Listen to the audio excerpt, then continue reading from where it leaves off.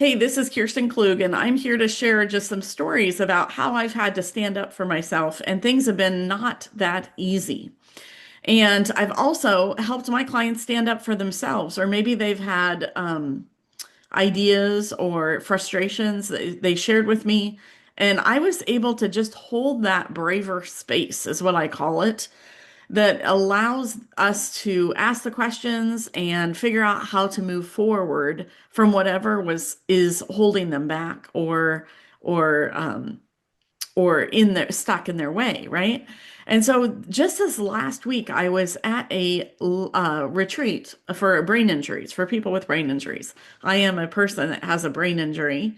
I also have aphasia, which is an inability to speak. Now, for me, I have Winniker's, which is receptive aphasia. I was in some bad car accidents, as well as had like near-death experiences, many strokes, and lots of surgeries.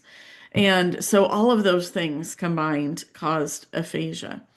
So sometimes I might say the word wrong, and sometimes I can't find my word. I have to go around and around. And so it's really helpful, when I'm speaking with people, that sometimes they can help me find that word. If we can't find that word, I just get to move on.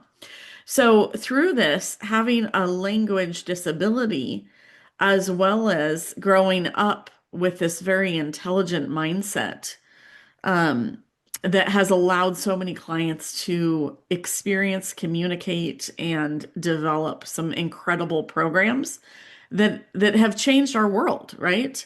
I had an electric vehicle client back in 1998 who was trying to get electric vehicles on the streets in Portland. And the auto industry, as well as the governments, just kept saying, well, you can't do it because of this, and you can't do it because of this, and you can't do it because of this. So he's getting all these rejections and all these reasons he couldn't, even though in Europe they had these vehicles in Switzerland.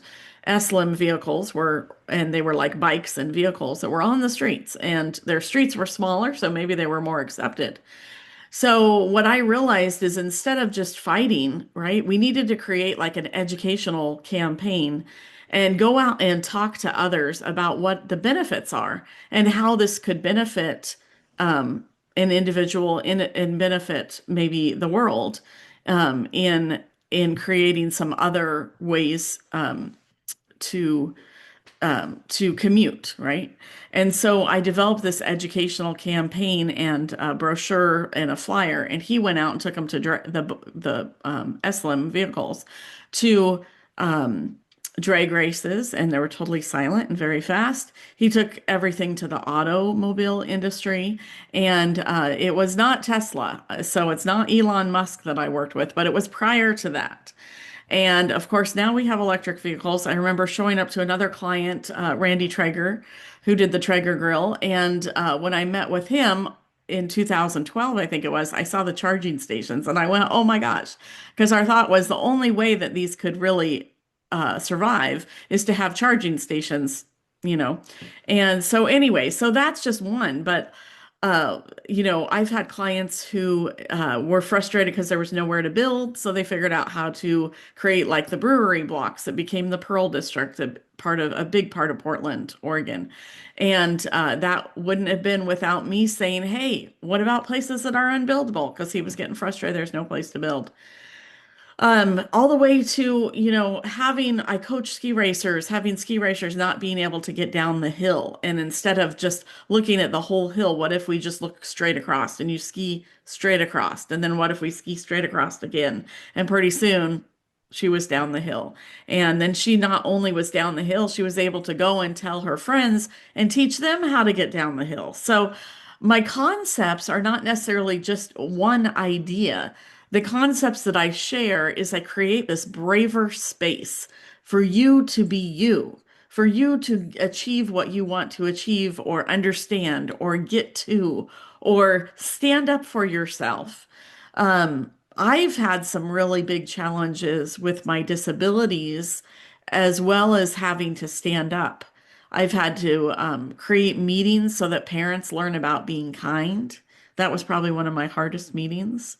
have recently was at a retreat and I was volunteering in the kitchen, but that position wasn't ideal for me because the chef wanted me to work really quick.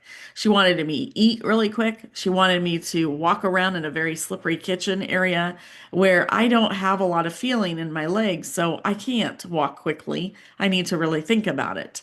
I can't eat quickly because I have this thing called dysphagia, I believe it is, where my throat closes. If I eat too quick, my food doesn't go quickly down my throat, so I have to cut my pieces into little tiny pieces. That's why sometimes older people have to take a lot of time to eat too.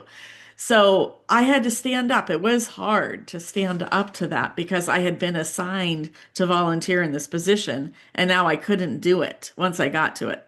It wasn't something that I could see ahead of time. I couldn't see that there were going to be slippery floors. I couldn't see that this chef needed me to be really quick. I didn't know that. So it wasn't until I actually experienced it and then I had to step up. I had to communicate. And so first, because I can't often say that word dysphagia, now I've said it multiple times over and over. Um, and but I wrote it on a note for her, and I thought maybe that would be enough, but it wasn't. She didn't know what it was. So then I had to explain it. And I finally had to go up to the head director and say, I don't think that's the right position for me. We got to try and figure out something else.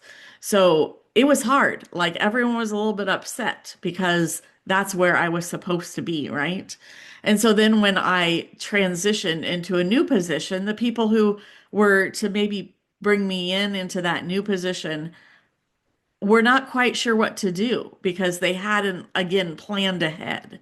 So I decided just to show up and just to smile, just to help out where I could, to bring in some laughter, to have conversations with the participants and hear their stories more and just move again into this braver space and just keep showing up. I had really bad migraines because of the high altitude and I've been having migraines and pain.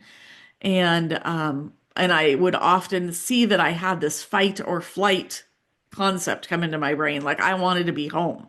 I didn't want to be there.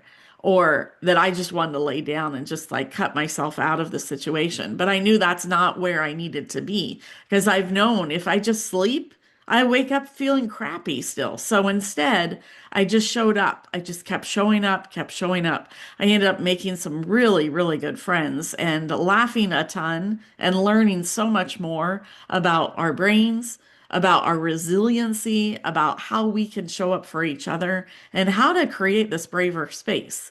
And so that's why I'm sharing this here with you right now, is I want to work with people as their coach.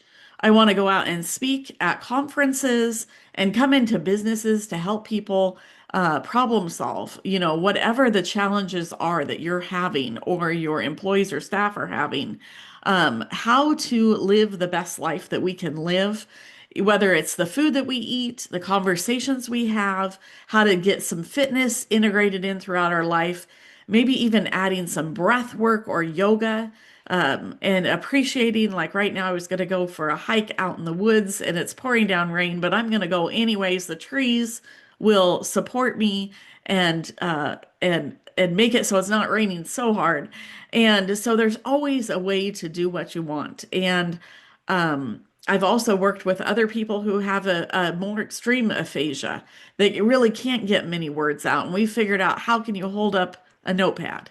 How can you share with your screen? Or what can you create on your phone that makes technology easier and work better for you? So I hold that braver space. And, or if you want to learn how to get your body and your breath working and supporting you, we can do a little yoga into our sessions. So whether you want to work with me one-on-one, you want to bring me in for a conference, or you just want to buy my books, this is the place to do it.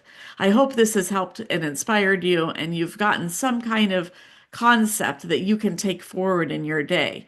And if anything seems hard or frustrating, just add fun. Just add fun. Like I've told people with the dishes, pretend like they're a puzzle and you're trying to create how to get the most items in there. Or if you have laundry, Like just pretend like it's going to be fun today. Maybe you get one of those picker upper things and you pick up your laundry like that. Or maybe you have a contest with your kids to see who's going to fold the laundry the fastest. I don't know. Come up with some kind of challenge. And if you can't decide, I know with a brain injury, sometimes it's hard to decide. I will grab cards or I will do roll dice or I'll do rock, paper, scissors with someone. All of that is in my book, all those fun ideas. So always just add fun and decide, you know, how am I going to do this? And get outside, enjoy and laugh. And if you can't find laughter, reach out to me. Let's do it. Let's talk. Braver, better. Let's do it.